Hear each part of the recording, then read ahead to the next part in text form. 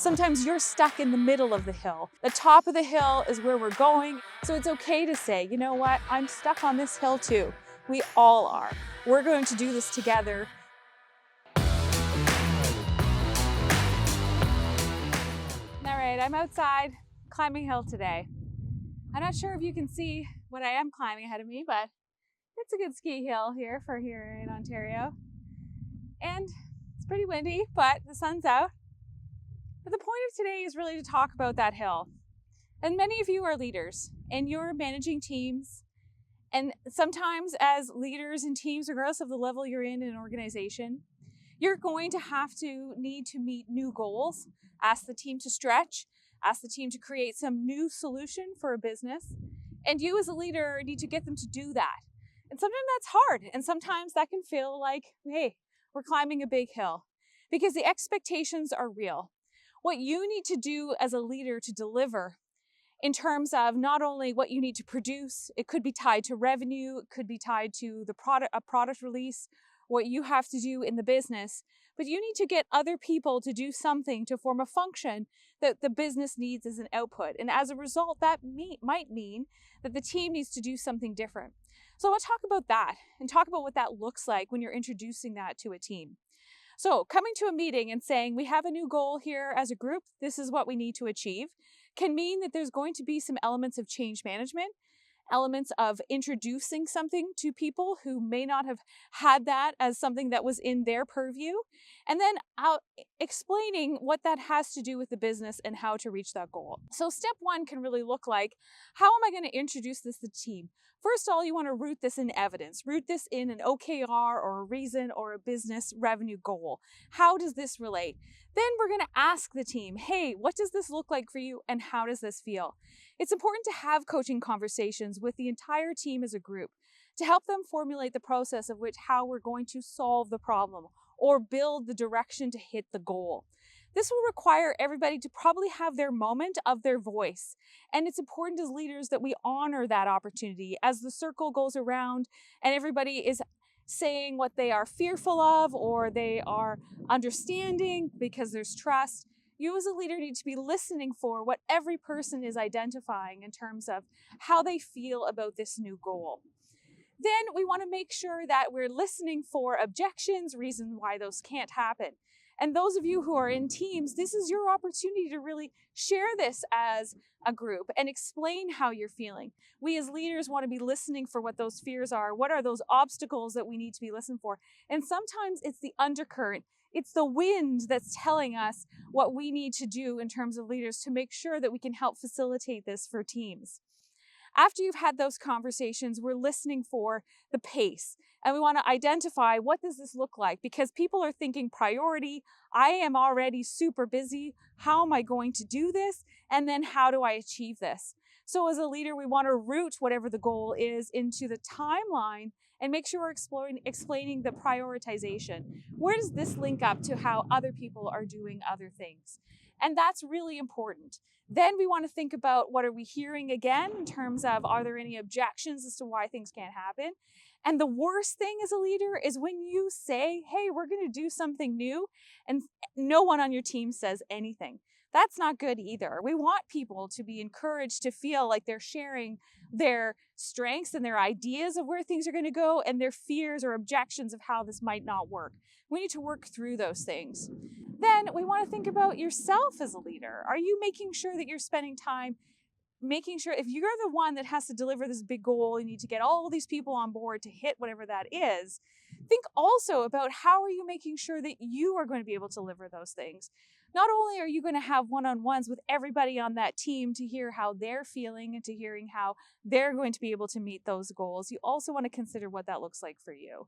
You know, sometimes when it comes to change management and you have to climb a big hill like this in terms of your business goals, it's okay to also say that to the team, to be honest and open.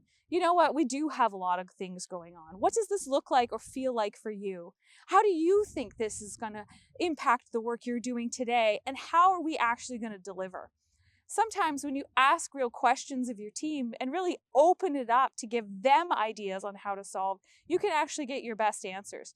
Of course, you as a leader are going to have ideas already on how to solve it, but getting your team the opportunity to really verbalize for themselves how this is going to work is going to make a real impact down the road.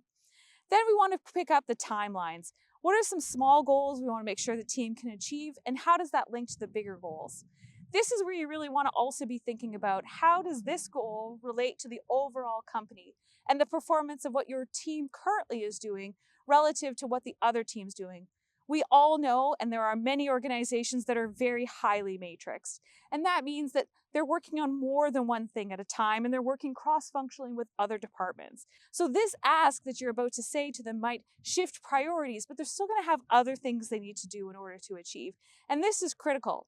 So we need to make sure as leaders we're supporting not only our internal team with the new goal that we have just had to explain to them, but we also want to be making sure we're articulating this to not only leaders in other departments of the organization, but somehow messaging that to everyone else so they understand the priorities may have shifted in your department if you're trying to make big shifts in an organization to hit this specific goal. This is really important. Everything in an organization is tied to everything else.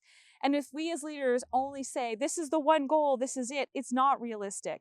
They are also balancing not only the tasks that they have on their immediate short-term goals, they have goals for themselves of where they see themselves, the organization does also. They have lives themselves and how their family and everything is impacting their day-to-day.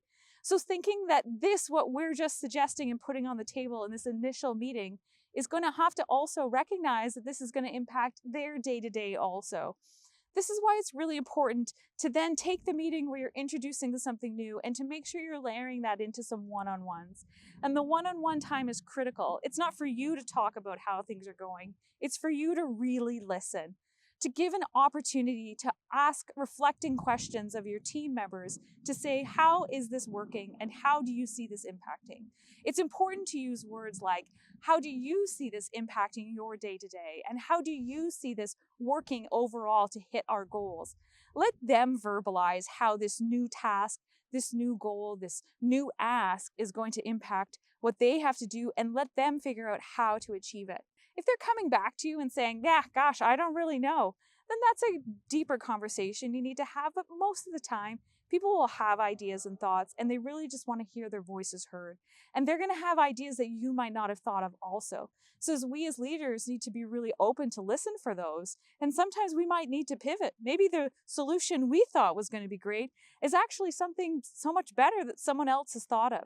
And so this is where we don't want to get in the way of a solution. So think about how you are impacting.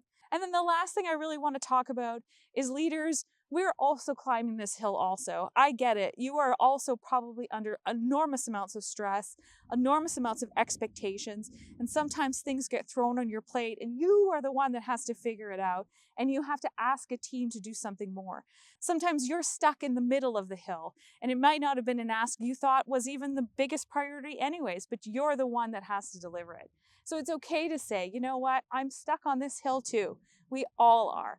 The top of the hill is where we're going in terms of this business goal, this strategy, this revenue target. We're going to do this together, recognizing that the hill can be steep. And by the way, this is a pretty steep hill, but I'm not sure it looks like it on this camera. And saying to all of you, you know what, I'm with you too. How can we do this together, and how can I help support? Sometimes listening and being quiet after delivering a big goal is the best way to let everybody else verbalize. Listen for how people are processing the information. Listen for the solutions that people are coming up with. And our idea is to make sure that we are really prioritizing what the goal is to make sure that we can all achieve. You can do this, and wherever you are on the hill, you got this. Hills can be big, hills can be small. You can run up them or you can hike up them. They're all meant to be achieved and celebrated. And wherever you are in your hill today, I'm proud of you, and you've got this.